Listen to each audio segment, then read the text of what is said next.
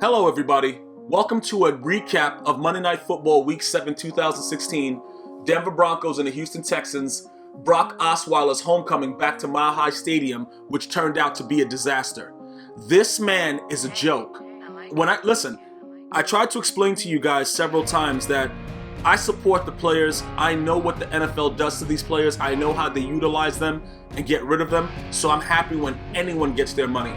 But I have to look at it from a fan standpoint as well. When I look at this, I feel it for the Houston Texans fans. J.J. Watt is out for the season, and you got a guy like Brock Osweiler that's supposed to be throwing the ball to DeAndre Hopkins, and honestly, my grandmother could throw the ball better than this. This guy is a joke, and I don't know why. This is what's going to happen. His contract is so huge with all these incentives that they now have to figure out a plan on how they can get rid of him because he serves no purpose. Let's not even worry about the fact that Talib said that Trevor Siemian is better and Elway saved the money. We're never going to talk about that because as much as Talib likes to shoot himself in the offseason, that's actually factually correct. Okay? This guy, just imagine something.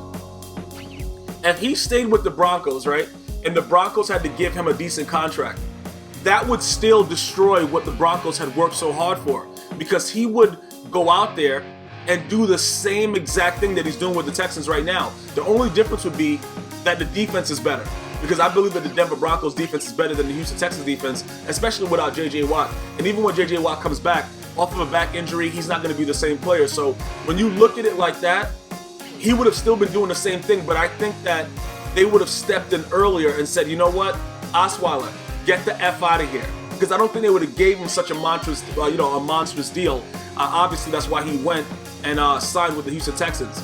Was it a fumble? I don't know what it was. The guy threw a pass that, I really just have to question life. You know what I'm saying? Like, is this real? I don't know. What are they doing with this guy? Look, listen. I don't know how he practices. I can't talk about the guy's work ethic. I can't talk about, what he's eating for dinner, the chicks that he's smashing. I don't know what he's doing, but I'm going to tell you this much. The Houston Texans fans are in for it. Listen, they're up. What, I don't know how they say it with the creek. What is it? I don't want to really use the profanity, but I don't know if they slid down a razor blade creek and they're about to land into an alcohol river. But that's pretty much what's happening if you're a Houston Texans fan. Because everything is crumbling before your eyes. You know what I'm saying? Like I told you, this guy is a joke. There is no way possible that he's going to turn it around. This guy is horrible. He's a horrible quarterback. And I'm telling you why. And listen, if you guys go back to my earlier recaps, I said this. It's a difference between being confident and egotistical. You have to humble yourself. You have Peyton Manning, one of the greatest preparation. Bro, this guy prepares like Einstein when he's talking about his theories of E = MC squared. The guy, even though he used to go out there and the Patriots were taking care of him back in the Indianapolis Colts days, you cannot question Peyton Manning's preparation. Okay? So when you have a quarterback like that and he hates you and doesn't even want to speak to you, it's not about him. Because even with Brett Favre not paying attention to Aaron Rodgers still turned out to be pretty damn good.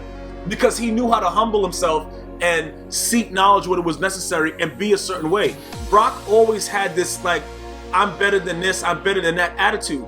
And that's probably why it was easier for Peyton Manning to deal with Trevor Siemian and have a relationship with him rather than Brock Osweiler. I think that definitely influenced what this whole turnout is right now.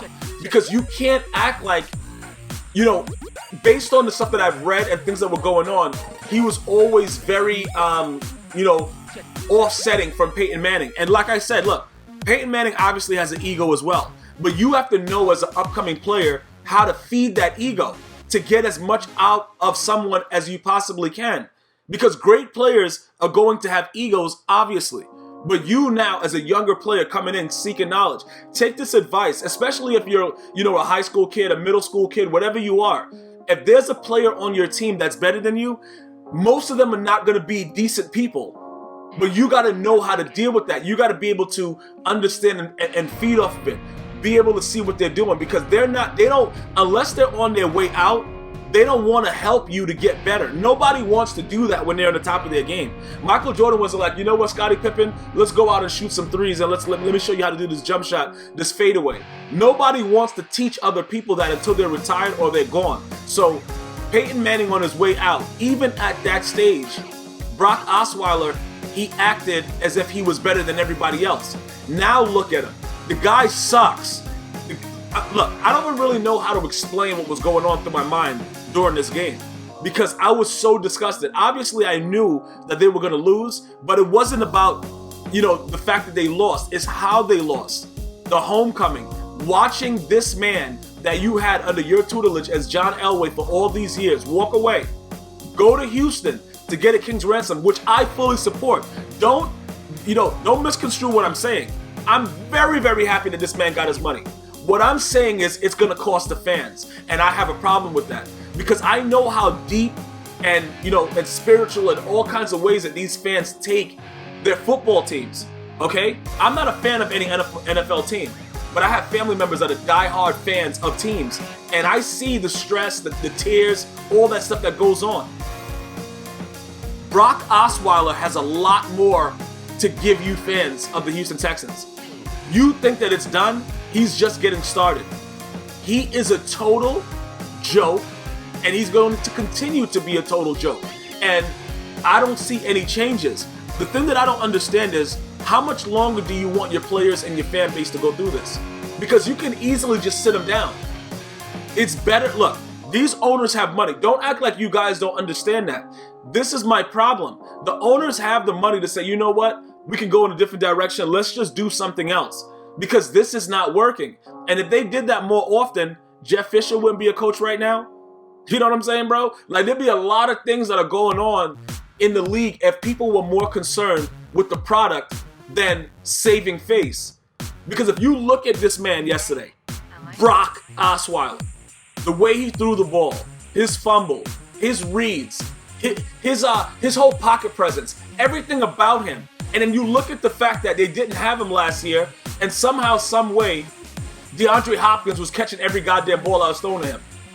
And it was pretty much, look, there is no excuse for what this man is doing. And I know Brian Hoyer was horrible in the playoffs last year. The guy made me throw up in my mouth 6 times. The guy was disgusting. I understand that.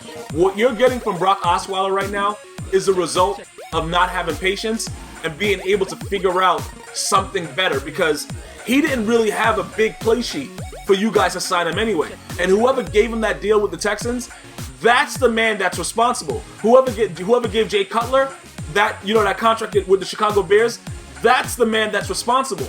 Nobody else is responsible but the people that are willing to sign these guys. Because you don't have a foot. Jay Cutler, I kind of could see what he was thinking. You got a kid with a strong arm, and the sky's the limit. You got good receivers. Maybe this guy will turn it around. He had a little bit of fun with Denver. He had a different portfolio than Brock Osweiler. There was absolutely no reason for Brock Osweiler to have gotten the contract that he got. And again, I am happy that he got it, but not from a standpoint as a fan. So if you're a Houston Texans fan, you're probably so livid right now, you don't know what to do with yourself. But it's not even the fact that, Siemian outplayed him and the Broncos went out there and destroyed him. None of that has anything to do with anything. The fact of the matter is that what does the future hold for Houston Texans fans? With J.J. Watt, a 3-time Defensive Player of the Year, this guy was a stud. Back surgery, he's done. I don't care what you say. Unless he gets a medal back from Terminator 2 or something like that, and it's flexible, he's done. Back injuries are serious. This guy's a down lineman. There's no way he comes back and he's the same player. I don't give a damn. I'm not even going into that argument with anybody. I know about back injuries. There's no way he comes back at the top level in this game. But as far as Brock Osweiler goes, the Houston Texans are finished for the season. Don't worry about it. Unless the defense can win you games, Brock Osweiler will continue to be Brock Osweiler. DeAndre Hopkins has to be like, yo, are you guys serious? You brought this guy in, and this is what you're doing right now? It's destroying his stats, it's destroying fantasy stats, and overall, it's destroying the fan base of the Houston Texans at this point. Because there's no way you can give this man he can't get a pass. This guy played horrible. Send him to the Pee Wee League. Subscribe. I'll see you guys next time. One love.